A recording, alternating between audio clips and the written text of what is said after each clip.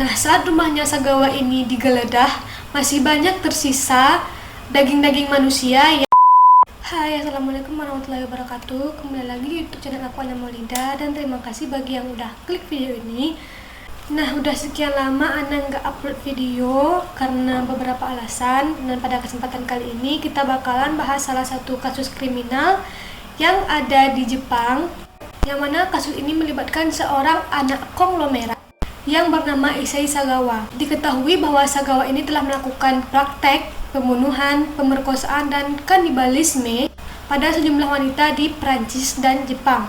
Namun karena beberapa alasan, pria ini tidak terjerat hukum sama sekali, walaupun dia sudah terbukti melakukan perbuatan tersebut.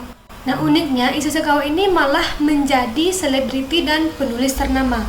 Nah, sebelum kita mulai, kita bakalan bahas dulu latar belakang dari Issei Sagawa ini. Issei Sagawa ini adalah seorang anak yang terlahir prematur, tepatnya pada tanggal 26 April 1949. Sagawa ini merupakan anak yang terlahir di golongan menengah atas dan orang tuanya yang sangat kaya raya. Nah, karena Sagawa ini terlahir prematur, dia waktu kecil itu sering sakit-sakitan. Sagawa ini merupakan pria yang memiliki tubuh pendek dengan tangan dan kaki yang terbilang kecil untuk usianya, dan bahkan dia memiliki suara yang seperti wanita. Nah, setelah memasuki masa pubertas, Sagawa ini mulai tertarik dengan kanibalisme dan bercampur dengan hasrat seksual. Ia mulai berfantasi untuk memakan daging manusia, terutama daging wanita. Nah, selain itu, Sagawa ini memiliki kemampuan intelektual yang sangat tinggi, yang dibuktikan dengan kemampuannya untuk menyelesaikan sarjananya dengan mulus di jurusan sastra Inggris, tepatnya di Wako Universitas di Tokyo. Di tahun 1977, pada usianya yang 28 tahun, ia pun melanjutkan studinya ke luar negeri, dan ia pun memilih Paris untuk mendapatkan gelar PhD-nya. Nah, sekarang kita bakalan masuk ke perbuatan-perbuatan yang pernah ia lakukan. Nah, kejahatan pertama ia lakukan pada tahun 1972 saat dia berumur 23 tahun. Saat seorang wanita yang merupakan dosennya masuk ke apartemennya yang berada di Tokyo. Ia kemudian menyerang wanita itu ketika si wanita itu sedang tidur. Tetapi pada percobaan pertama, Sagawa ini gagal dan sang wanita berhasil kabur. Nah, karena kasus ini, Sagawa pun ditangkap dengan tuduhan atas percobaan pemerkosaan tanpa ada yang mengetahui bahwa niat sebenarnya ini adalah untuk memakan sang wanita. Dan sampai kasus ini terdengar oleh ayahnya Sagawa, tetapi sang ayah malah membayar si wanita itu untuk mencabut tuntutannya. Nah, dari hal itu tidak membuat Sagawa kapok. Ia justru semakin menambah hasratnya untuk memakan manusia. Dan di Paris ia bertemu dengan seorang wanita yang bernama Rini Hartevelt. Rini memiliki wajah yang cantik dan kulit yang putih, sehingga itu membuat si Sagawa tergila-gila.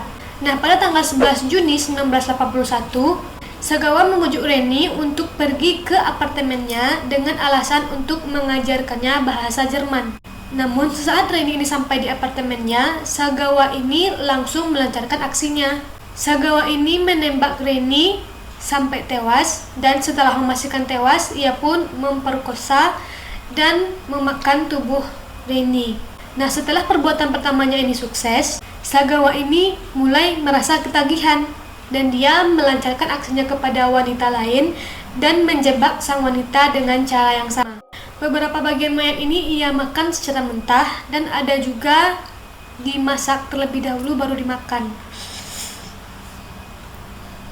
Nah, Ana bakalan tampilkan beberapa foto dari hasil investigasi, tapi kalau bagi kalian yang rasa-rasanya tidak bisa melihat sesuatu yang ekstrim, kalian bisa skip.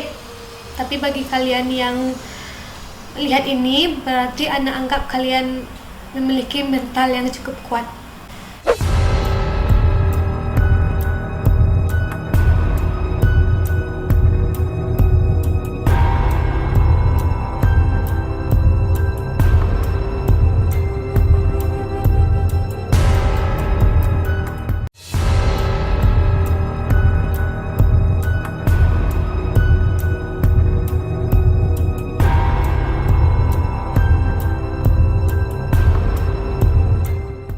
Nah, sekarang kita bakalan bahas penangkapan dan hukuman untuk si Issei Sagawa ini.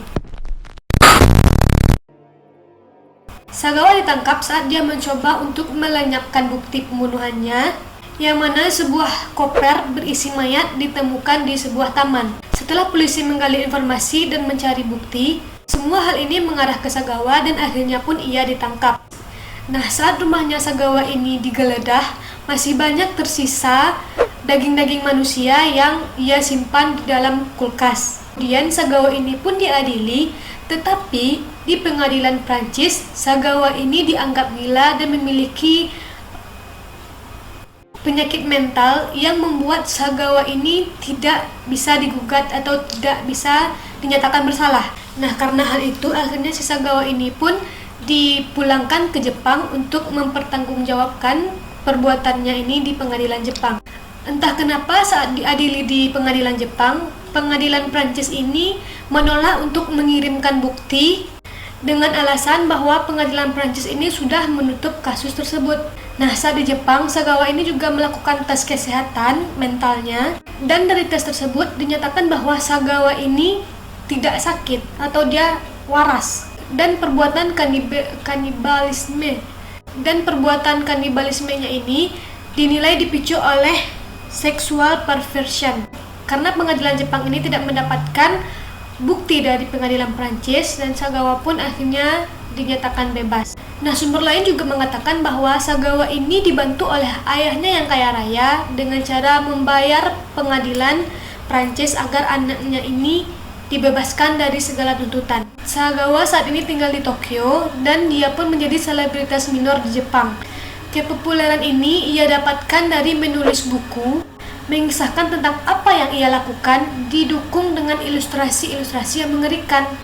Buku yang berjudul In the Fog ini akhirnya menjadi bestseller sehingga membuatnya terkenal di Prancis dan di Jepang. Dia juga menghadiri acara talk show dan menceritakan kepada publik tentang apa yang ia lakukan secara detail. Meski demikian, pria ini mengaku bahwa sampai akhir hayat, hasrat untuk memakan daging manusia itu pasti akan ada. Oke, sekian dulu cerita untuk hari ini. Mudah-mudahan kalian suka videonya dan sampai jumpa di video selanjutnya.